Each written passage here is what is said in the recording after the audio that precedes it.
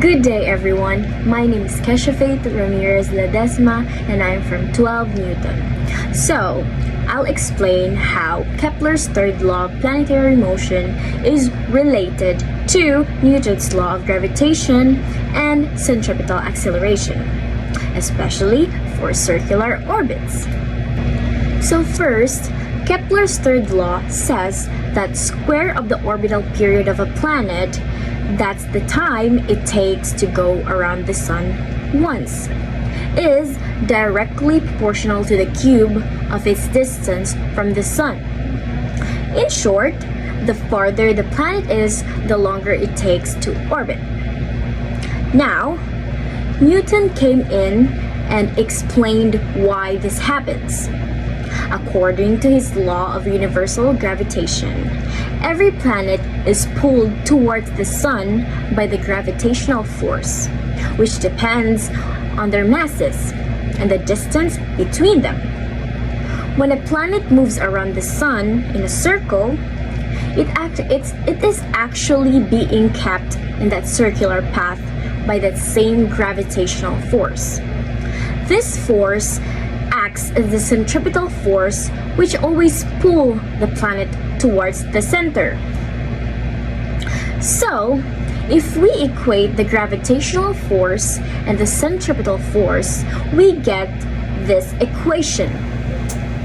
So this equation is that G m and then m over r squared, where G is the gravitational constant and where m is the mass of the sun or the central body, and with the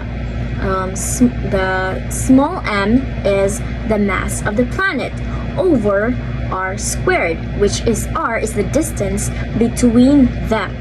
And in centripetal force is equals to m times v squared over r, where m is the mass of the planet and v is the velocity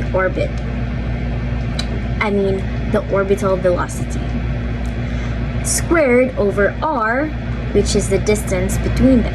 So when we simplify them, we get t squared is equals to 4 pi squared over the gravitational constant and the mass of the sun, or the central body, and then r cubed, this shows that t squared is proportional to r cubed, which is exactly Kepler's third law.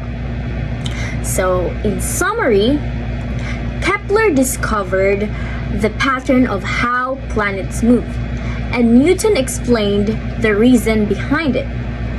It's all because gravity provides the centripetal force, and that keeps planets in orbit. So that's it, guys. Thank you for listening, and I will see you soon.